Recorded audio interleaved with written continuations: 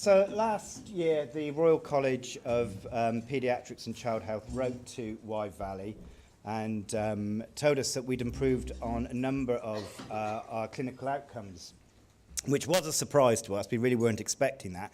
But what they did ask us was to feed that back to conferences such as this, and so that's why we're here today to do that.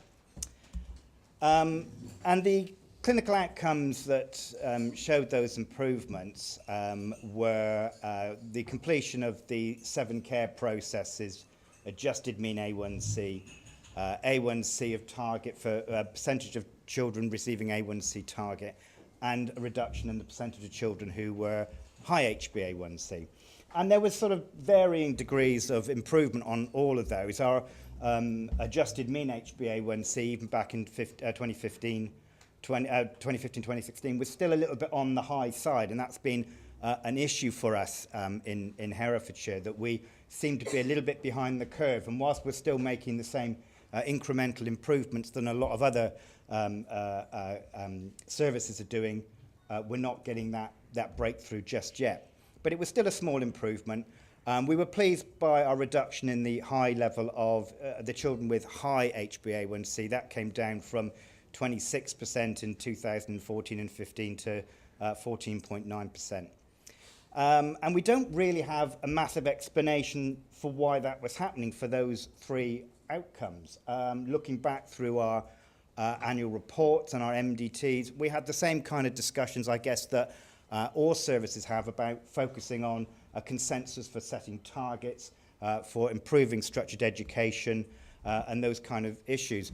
But probably our biggest success had been really looking through those clinical outcomes was the number of children who received all care processes. And we had increased our percentage from 22.6, which really wasn't good in 2014, 2015, to 69%. And there was a strategy that does explain that, and that's what I'm going to talk to you about today.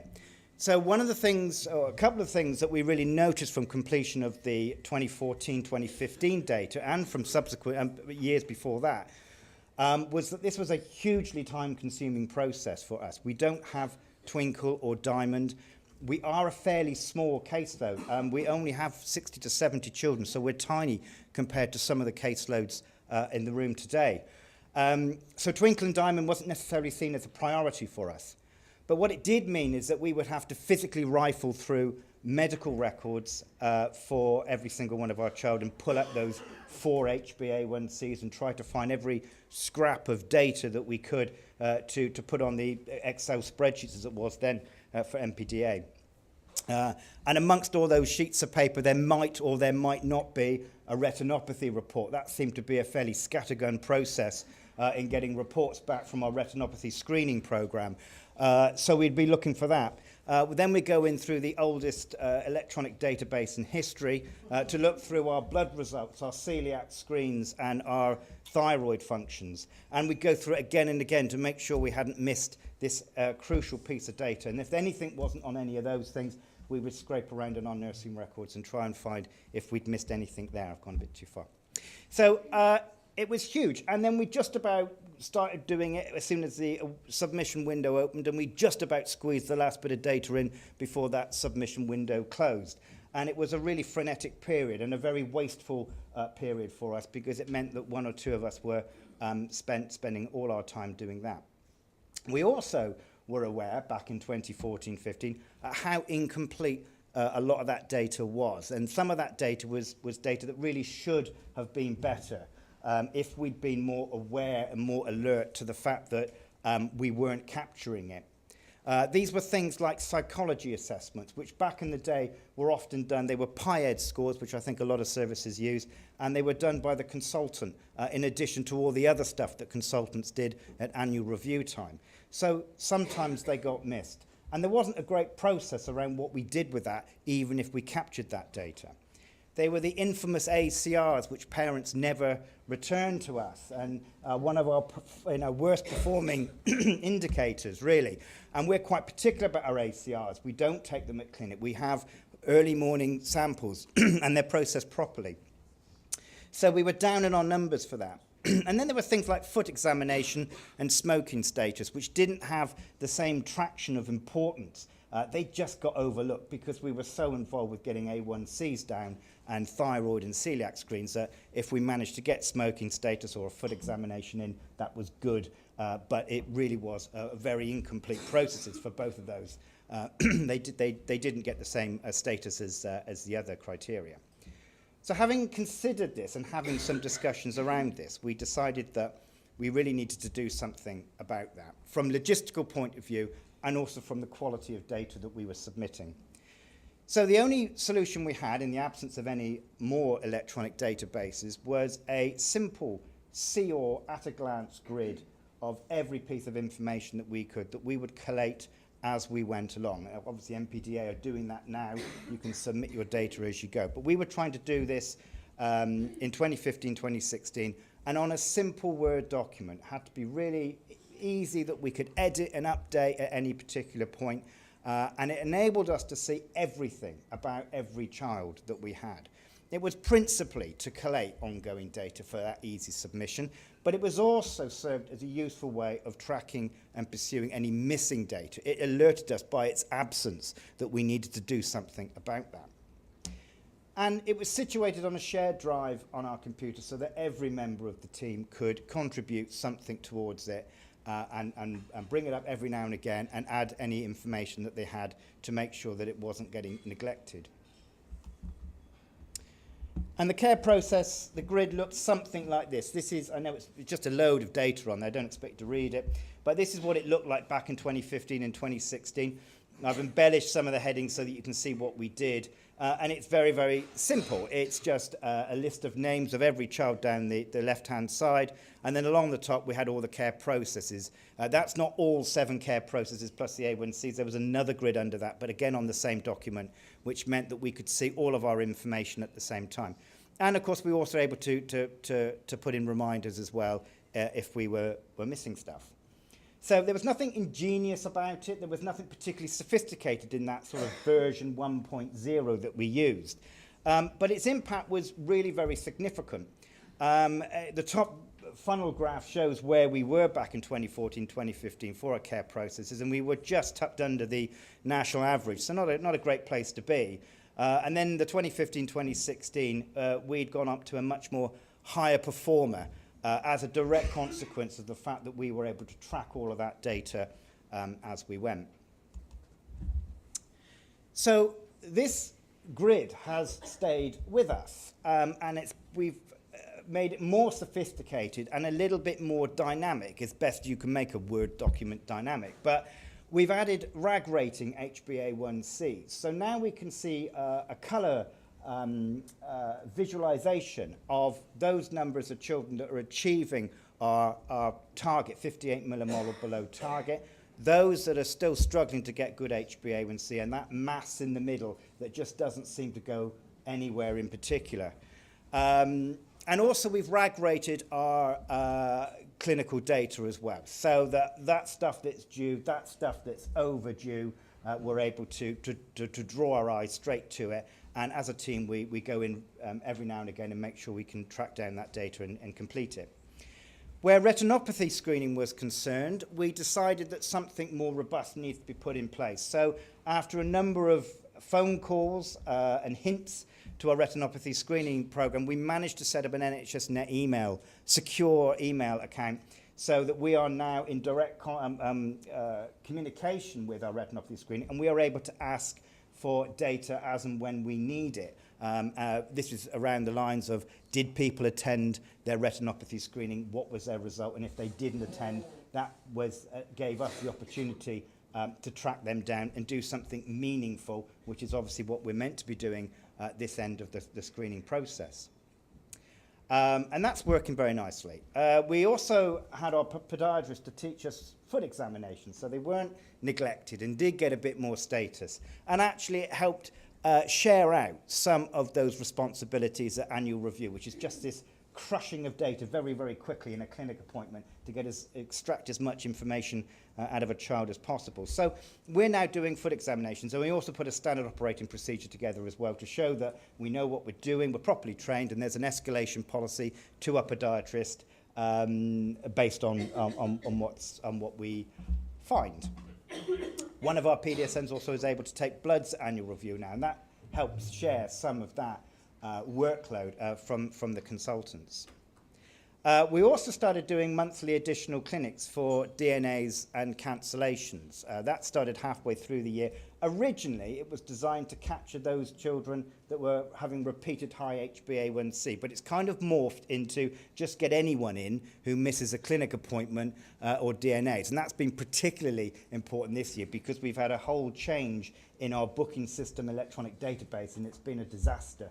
So no parents are turning up because they don't get letters. So we've had to really try and get these people in. But it's been thankful that we actually set this up because I don't know what we would have done had that been the case. But those problems are gradually resolving themselves. We also made sure that our psychologists, we had a new psychologist who joined us and a new culture, a little bit around psychology in the service. And we gave that ownership of those psychological assessments to that psychologist as well. So this is what our 2017-2018 care processes grid looked like. Very similar to the original, but as you can see, it is RAG rated in that way. And we can already see, looking at that, there's a lot more green than there was a few years ago. And we're able to keep on top of that and get some sort of appreciation of what's happening there. But what it's also done is also we bring this grid up every now and again among the team and have a quick look at it. Because it does provoke enormous amounts of conversation and discussion. It triggers ideas that lead somewhere else as well, because we look at certain people and say, well, look, they're just outside that 58 millimole. Can we just get them inside? That person's really struggling. That one's getting worse. Why did that person miss 3 retinopathy screens? And it gives us all that kind of discussion that we can keep looking at, and we can see everything all in one go. So you're not flicking through electronic databases, however flashy and brilliant they are cumbersome to get to use. You don't get to see everything all in one go. And so it has provoked some really useful discussions around that. So now, with our marvellous Word document grid, our projected outcomes for this year are significantly improved. They are projected. They are written on the back of an envelope, quite literally in some cases, but we're fairly confident this is somewhere near quite right. We focused on 4 HbA1c, something else we just weren't very good at. If someone didn't turn up to clinics, we didn't really do a lot about that in terms of trying to get them to a replacement clinic. But we've really concentrated quite a lot on that, and in 2015, 2016, we were still struggling around 33% of our children hitting 4 HbA1c clinics. Our projected target, we are on target to get about 90% now, so that's a significant improvement there. Our improved unadjusted HbA1c, and we don't know what our deprivation is like in Herefordshire, it's pretty bad. But I don't know what it means in terms of data, in terms of what an adjusted A1c is, but we're looking around about 63 millimoles per mole. That's quite a significant improvement from the tiny little incremental improvements that we were making beforehand. So I hope that nothing disastrous happens between now and the end of March to upset that, but that's what we're looking at the moment.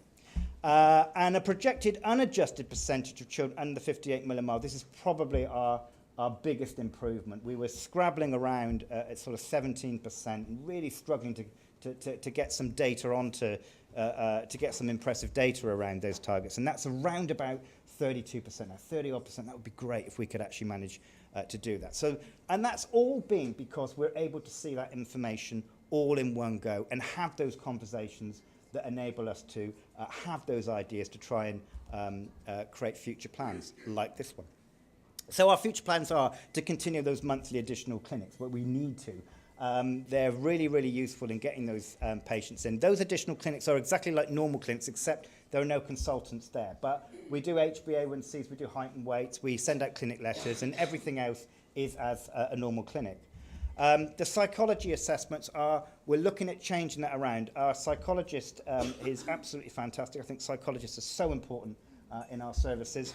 And we've moved away really from this quantitative measurement through PIEDs and gone into a much more qualitative a psychological assessment of our children. We were a fairly small service, so we're fortunate and privileged and lucky enough to be able to do that.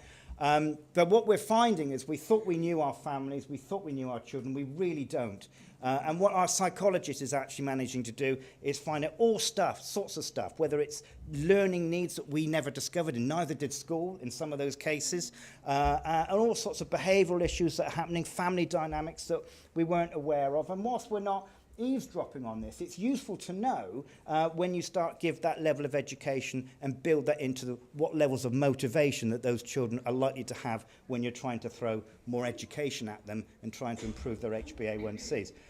So that's still being piloted at the moment as to what we're going to use to replace the PIED, but there is a broad idea about what's happening, and that's generating an enormous amount of information. We also use our psychologist an awful lot more. She's very, very good at looking at those children having those very, very high A1Cs. Because again, education is usually not the problem. They know what they need to do. It's that motivation. It's those ideas of self-esteem. It's those things that are happening at home and at school that we don't know about. One of the things that was generated from those initial discussions from our psychologist was that dads weren't really trusted to look after their child's. They seem to be more of a liability than a support. They're never there at clinics, are they? And they don't have a big role. So we are toying with the idea of perhaps bringing in dads' clinics. These are clinics just for the dads, so the parents or the spouse, partner, wife, whatever, isn't there, and they can ask as many silly questions as they like, but actually feel supported and part of that thing. But we're looking at that for next year. And another thing that we're looking at really is Libre. We use Libre a lot. A lot of our parents are privately funding our Libre. We love them. We think it's really, really good. And we've started experimenting around downloading Libre alongside other technologies like the pumps and the expert meters. And also beginning to start teaching parents about what we're looking at. And I just wanted to finish, because I know Pemberton's following after me, so this seems like a reasonably good time and place to finish. But what we're doing with a lot of Libre downloads is we find that just looking at Darsin or just looking at Libre on its own is usually inadequate. But when you transpose information, actual activity on a pump or on a bolus meter, and you put that on the glycemic profile of a Libre, it tells you all sorts of stuff. You can make the usual insulin dose adjustments, which is what we do, but you can also see where there's been missed opportunities to correct blood sugars. You've got high blood sugars. You've got absolute. That's my timer. Not done too bad.